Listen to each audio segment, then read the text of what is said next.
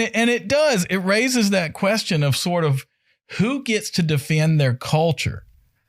You know, and it does feel like in Western culture, particularly with white people, if you defend your culture, you're a bigot and a racist and, you know, you don't believe in diversity or whatever. But if you go around the world and you find pockets of cultures that maybe are being influenced by outsiders, oftentimes the same people would want to protect them. You know, if the Inuit are suddenly having all their lands bought out from under them, then you're going to be like, oh, you can't do that. You got to protect their culture. All right. So is this a problem of like a broad generalization? Is this a problem of white? You know, because it is. Because if I could defend England, not as a white person, but as an American, and been like, hey, I don't like seeing England overrun with too many people that aren't English, because I want England to be able to keep its English character. It's an island. And then I could say the same thing about France.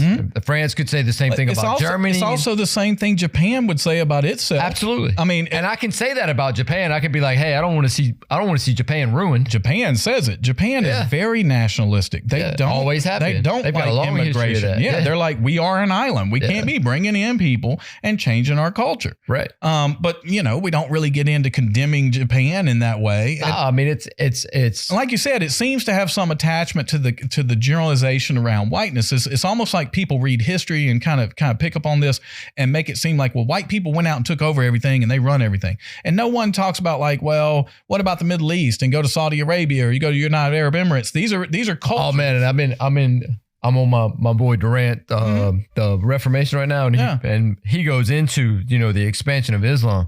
You talk about the greatest expansion of all time. Going from nothing to everywhere. I mean, from Tehran to Vienna. And why wouldn't a country be able to say, hey, that's not who we are? And instead telling them, no, that's who you have to be and you're horrible if you don't. It's just a weird thing to me. I understand if people start like with Trump, you know, he wants to say, oh, these are shithole countries and these people suck. That's that's not the point. No. That's not the point at all. The point is to say, if you, in the United States, they could be very lovely people over where they're from. And the United States is different because it is a melting. Don't mean to sound like a bigot there. Well, but the United States is a melting pot, and so it's different. And the United States is built, and that's the promise of the United States. That's the promise of the United States. But that's not the promise of England. It's not the promise of France or Germany or Denmark. You know, there are places where people say, oh, Switzerland. And why Switzerland's not going to allow a bunch of people to immigrate there. If you're looking at the demographics of it all, in the United States, there's over 300 million people. Man, in Norway and Denmark, there's like 30 million people. So if you're letting in, you know, so the numbers are smaller, the ratios are smaller for the influence. And it doesn't take as much to influence and change your culture, change your politics. Exactly. And if you like your culture, you got to look out for it. I mean, take Greenland, which we've been talking about all this time. There's 55,000 people there. Now, how are folks going to act if somebody like the United States says, oh, we're going to send 100,000 people there and be able to outvote them and take over their country? You're going to be like, you can't do that. You can't do that. Well, you know, so is it okay for someone in England to say, hey, I like British culture and I don't want it to be changed? That's the question. No. It's a question is all I'm saying. Man, and that's where that Amelia meme has kind of gotten into, you know? I mean, I like her. It's funny. I think she has some other opinions that may not be as good, but that one was pretty good. And that one's pretty, it's just funny, you know? I like pork sausages and dogs. It's like, that sounds pretty British to me. She said they're so polite that they'll just commit cultural suicide. And it's like, man. Yeah, you know, don't be that polite. In some ways, it seems like it's heading there. But that's all I had. And I you know, it is something to walk away thinking about is what it means for someone to be nationalistic. And, you know, and can you be nationalistic without being an asshole? Right. You don't have to condemn other people. Is nationalistic automatically a bad word? It doesn't have to be. It doesn't have to be unless you start blaming other people for everything. And a lot of times, when people of the West, when white people are defending somebody else's nationalism, it's okay. It's great. It's okay when it's other people, but when it's you, it's not. But I mean, that's the thing is if people from the United States go and say, oh, Mexico's open for business, we're going to go buy up all this land, and all of a sudden Mexico's full of white people. There are people who are going to lament that. Absolutely. They're going to say, oh, Mexico's culture is getting messed up. You got all these, you know, yuppies or whatever from California. And they're already saying it for sure. You see what I'm saying? So all of a sudden it's bad in this scenario, but it's not bad in another scenario. And all I'm saying is keep it fair. Like try to look at it in a bigger picture. I think culture is what makes humans special. You get to go around the world and say, look at this culture, look at that culture, look at this culture. And if you say everybody can move everywhere and do whatever they want, there's going to come a day where you say there is no culture. And now, so in some ways, there are people that are already lamenting this, because I was reading an article the other day, just breezing through it, but there was an article, probably the Atlantic, but it said the world is drowning in tourism. Yeah. And that has kind of the same effect when there's so many people that go to these places to where the place you are visiting is no longer that place because there's so many people there. Well, but it gets funny. It gets funny because there's also a way of trapping a place in time because of tourism. Right. Look at Hawaii. Now Venice, Hawaiians have no reason to go out on the beach and have a luau. No. If time passes on its own, they eventually would be like, why are we doing that? We're not wearing straw dresses. Right. But because the tourists come and that was a part of their culture, they now relive and commodify that culture for the tourists. Right. Is that their culture? Or is that the tourist culture?